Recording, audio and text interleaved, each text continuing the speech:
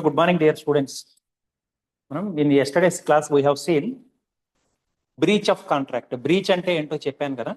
The contract perform cheyalekapothe, if any party fails to perform its duties, that is known as a breach. అసలు దానికంటే ముందు topic ఇది, modes of discharge of a contract. Okay, అంటే contract ఏ విధంగా నెరవేరుతుంది, contract యొక్క అంతిమ స్థాయి ఏ విధంగా ఉంటుంది, అంతిమ స్థితి అనేది తెలియజేస్తుంది. ఓకే, కాంట్రాక్టు ఏ విధంగా నెరవేరుతుంది, how contract is discharged, how contract is performed, either performed or not. Okay, అది మనం తెలియజేస్తాం. చూద్దాము ఎన్ని రకాలు ఉన్నదో.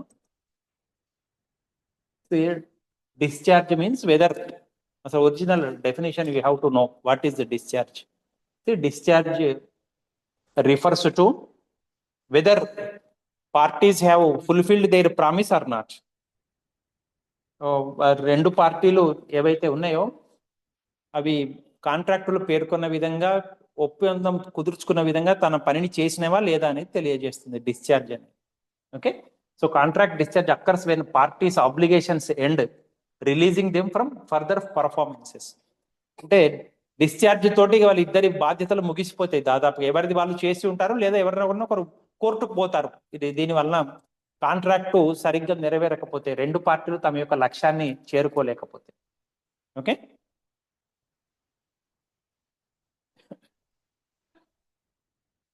So it is very very important in law, because ఇది ఎందుకు ప్రాముఖ్యత సంతరించుకున్నది అంటే, రెండు పార్టీలు తమ యొక్క పర్ఫార్మెన్స్ చేసినవి అనుకోండి, ఏవైతే ప్రామిస్ చేసాయో అది చేస్తే ఎవరు కోర్టుకు పోరు. ఎవరైనా ఒక పార్టీ తను ఏదైతే ప్రామిస్ చేసిందో అది చేయకపోతే మరొక పార్టీ, ఆపోజిషన్ పార్టీ కోర్టుకు వెళ్ళడానికి అవకాశం ఉంది. That is why it is very very important. That is known as discharge of contract. Contract యొక్క అంతిమ స్థితి ఏ విధంగా ఉన్నది అనేది ఇది తెలియజేస్తుంది. ఓకే, ఇది 6 టైప్స్ ఉన్నాయండి discharge of contract. First one is discharge by performance. both parties, what it implies is both parties have fulfilled their promises, whatever they have committed they have delivered. Contract ప్రకారం రెండు పార్టీలు, contract ఉన్న రెండు పార్టీలు తమ ఏవైతే promise చేయటం జరిగిందో వాటిని నెరవేరిస్తే that is known as discharge by performance. Whatever obligation that is there, they have fulfilled that obligation, they have performed that obligation, they have completed that obligation. So first స్థితి ఇది discharge by performance. Contract లో రెండు పార్టీలు ఏవైతే ఉన్నాయో వాటి డ్యూటీలను చేస్తే, వాటి విధులను నిర్వర్తిస్తే that is known as discharge by performance. Whatever that is promised by both the parties, if they have accomplished the task that is known as discharge by performance. వారి డ్యూటీను కంప్లీట్ చేయడం అనేది జరుగుతుంది.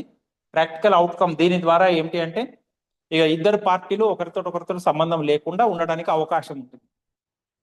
ఇప్పుడు ఫర్ ఎగ్జాంపుల్, నేను కారుకు నేను advance ఇచ్చానని చెప్పాను, అడ్వాన్స్ ఇచ్చాను, కారు నాకు డెలివరీ అయిపోయింది అనుకోండి, ఇక వాళ్ళకు నాకు సంబంధం కట్ అయిపోతుంది. మళ్ళీ ఫ్రెష్గా నన్ను రిపేర్ వచ్చినప్పుడో లేదా సర్వీసింగ్ చేయాల్సి వచ్చినప్పుడో వెళ్తాను. This is first type of discharge, discharge by performance. పని పూర్తి అవ్వటం, పని నెరవేరటం. Then discharge by mutual agreement. Second type is discharge by mutual agreement, అంటే పరస్పర అంగీకారంతో. తెలుగులో మ్యూచువల్ అగ్రిమెంట్ అంటే పరస్పర అంగీకారంతో కాంట్రాక్ట్ పూర్తి అవ్వటం.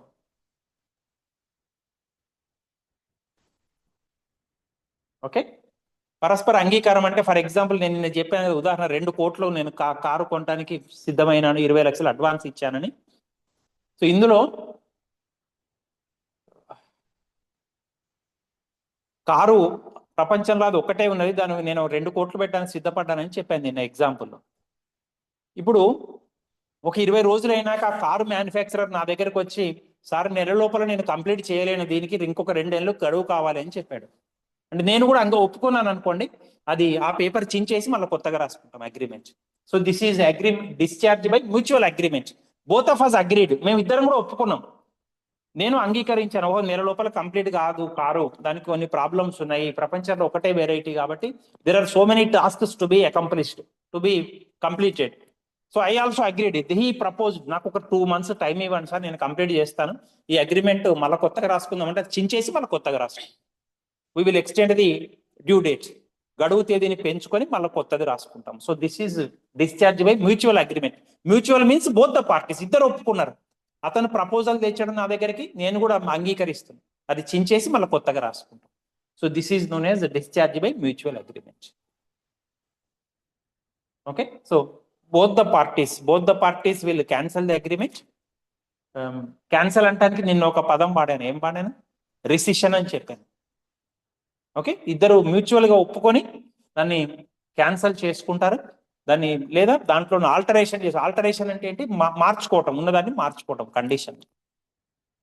Okay, so this is second type of discharge by mutual agreement. First one is discharge by performance. ఇద్దరు పార్టీలు ఏమైతే ప్రామిస్ చేసుకున్నావో అవి ఫుల్ఫిల్ చేస్తే, that is discharge by performance. Second one is discharge by mutual agreement. పరస్పర ఒప్పందం, పరస్పర అంగీకారం ద్వారా ఆ అగ్రిమెంట్ క్యాన్సిల్ చేసుకొని, ఆ కాంట్రాక్ట్ క్యాన్సిల్ చేసుకొని మళ్ళీ కొత్తది రాసుకోవడం అనేది జరుగుతుంది. Then discharge by impossibility of performance. Discharge by impossibility of performance.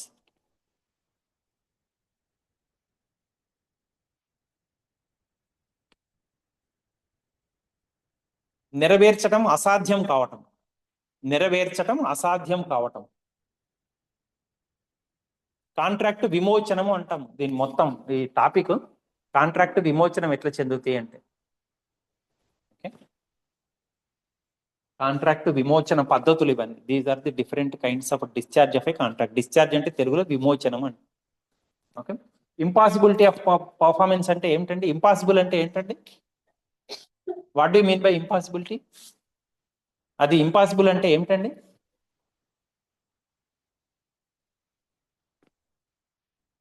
Impossible అంటే ఏంటి? పాసిబుల్ అంటే ఏంటి? ఇంపాసిబుల్ అంటే ఏంటి? పాసిబుల్ అంటే ఏంటి? ఇంపాసిబుల్ అంటే ఏంటి?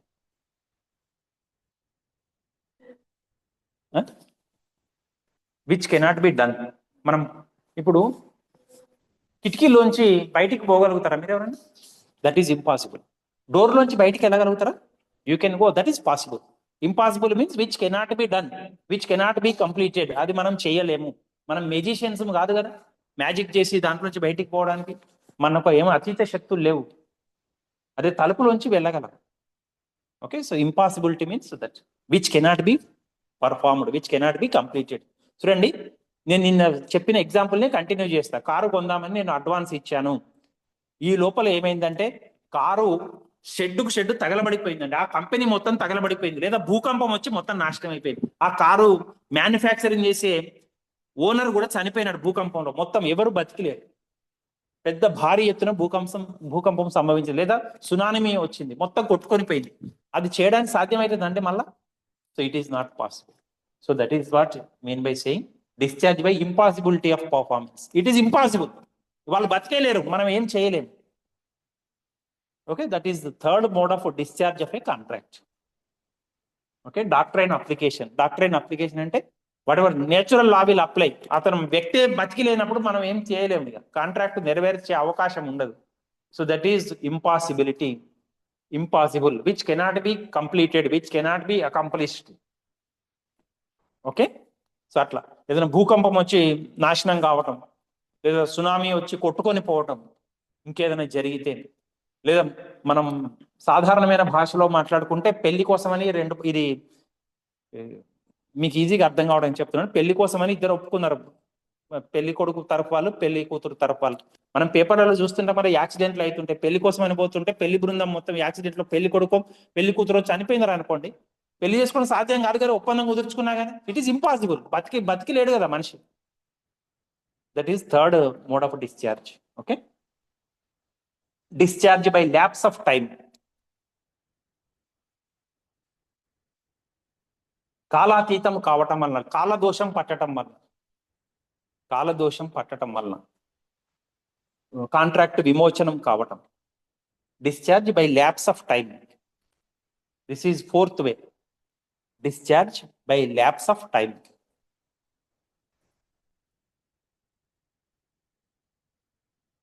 Discharge by lapse of time. మీకు మొన్న ఒక ఉదాహరణ చెప్పాను, మిమ్మల్ని క్వశ్చన్ అడిగాను. ఒక చెక్ యొక్క టైం ఎన్ని నెలలు అని చెప్పాను? 3 months. ఓకేనా? ఫర్ ఎగ్జాంపుల్ 3 months లోపల నాకు ఉదయశ్రీ ఒక చెక్ ఇచ్చింది, 1000 రూపాయలు చెక్ ఇచ్చింది. నేను బ్యాంకుకు 3 నెలల లోపల తీసుకొని పోయినాను అనుకోండి. బ్యాంకుకు తీసుకొని పోయినప్పుడు 1000 రూపాయలు తన అకౌంట్లో లేవనుకోండి. అప్పుడు నాకు చెక్ 500 ఉన్నాయి తన అకౌంట్లో. ఫర్ ఎగ్జాంపుల్ బ్యాంకుకు పోతే 500 ఇస్తారా? నాకు ఇస్తారా? 1000లో 500 ఉన్నాయి సార్, 500 తీసుకోండి, మిగిలిన 500 మళ్ళీ అకౌంట్లో పడ్డప్పుడు తీస్తామని చెప్పి ఇస్తారా? అట్లా ఇవ్వరా? ఎస్, देते नहीं देते? 1000 को चेक दिया ना, 500 देते इसमें से? नहीं देते. గుర్తుపెట్టుకోండి, ఒక చెక్ పూర్తిగా అమౌంట్ ఉంటేనే ఇస్తారు, 1 రూపాయి తక్కువనే ఇవ్వరండి. అకౌంట్లో బ్యాలెన్స్ లేదనుకోండి ఇవ్వరు. ఇప్పుడు చూడండి, ఇప్పుడు తను ఇచ్చిన చెక్ దాన్ని ఏమంటామంటే డిజానర్ ఆఫ్ చెక్ అంటాం. డిజానర్ అంటాం. హానర్ అంటే దాంట్లో డబ్బులు ఉంటే హానర్ అంటాం. డిజానర్ అంటే డబ్బులు లేకపోతే అనాదరణ అంటాం తెలుగులో. ఆదరణ, అనాదరణ అంటాం. అప్పుడు డబ్బులు లేకపోతే నేను కోర్టుకు పోవచ్చండి. ఫస్ట్ ఉదయశ్రీని కలుస్తా. ఏమమ్మాయి నువ్వు చెక్ ఇచ్చావు, 1000 రూపాయలు చెక్ ఇచ్చావు, నీ అకౌంట్లో డబ్బులు లేవు, ఏం సంగతి అంటే తను మంచిదయ్యి నాకు డబ్బులు ఇచ్చింది అనుకోండి. సార్ మీరు బోండి సార్, రేపు బోండి సార్, నేను మళ్ళీ డబ్బులు వేస్తా సార్, మీకు ఇంకా టైం ఉంది కదా సార్, 3 నెలలు, నేను చూసుకోలేదు సార్, బ్యాలెన్స్ తగ్గిపోయింది, రేపు బోండి అంటే నేను రేపు పోయి మళ్ళీ తీసుకుంటా. అట్లా కాదు, నేను ఇవ్వను సార్ మీకు డబ్బులు, మీరు ఏం చేసుకుంటారో చేసుకోండి అన్నది అనుకోండి. నేను కోర్టుకు పోతాను. కోర్టుకు పోయి కోర్టు నుంచి నేను తెచ్చుకుంటా ఆర్డర్, తన యొక్క ఆస్తిని ఏదో ఒకటి చేస్తారు అడ్జస్ట్మెంట్. అట్లా కాదు, ఫర్ ఎగ్జాంపుల్ 3 నెలల టైం దాటినాక నేను కోర్టుకు పోవడానికి అవకాశం ఉంది, గుర్తుపెట్టుకోండి. ఎందుకంటే చెక్ టైం 3 నెలలే. 3 నెలల లోపల కోర్టుకు పోతే 500 ఉన్నదంటే నేను కోర్టుకు పోవచ్చు. అదే 3 నెలలు నేను మర్చిపోయినా, ఆ చెక్ ఎక్కడో పెట్టాను, మర్చిపోయినా, కాలేజీలో రకరకాల ఫైల్స్ ఉన్నాయి, ఎక్కడో బారేసుకున్నాను. 6 నెలల తర్వాత పోయిన బ్యాంకుకి, అప్పుడు 500 ఉన్నాయి అకౌంట్లో.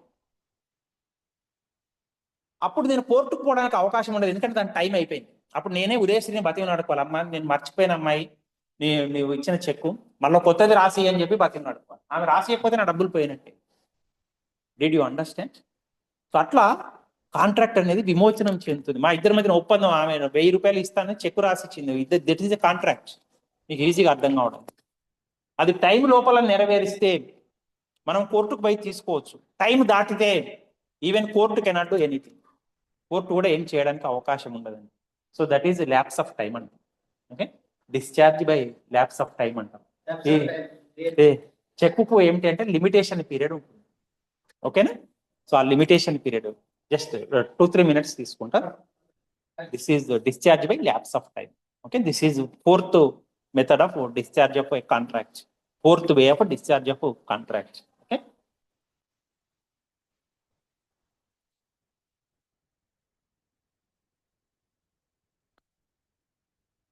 Next one discharge by operation of law. అంటే చట్టం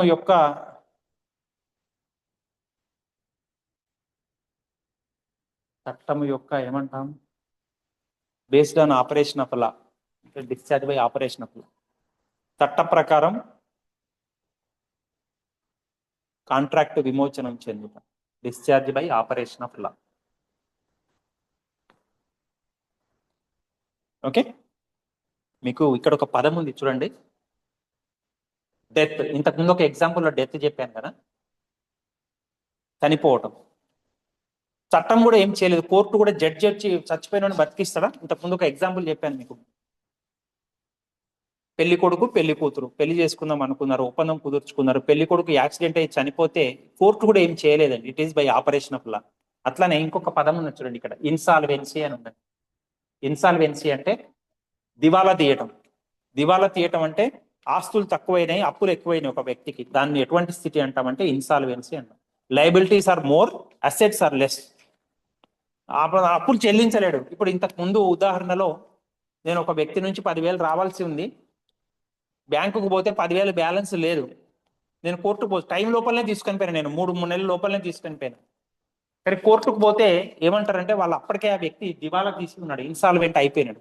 కోర్టు కొంతమందిని ప్రకటిస్తుంది, అప్పులు ఎక్కువైనాయి, ఆస్తులు తక్కువైనాయి అని చెప్పి ఆ వ్యక్తిని దివాలా తీసినట్టుగా ప్రకటిస్తుంది.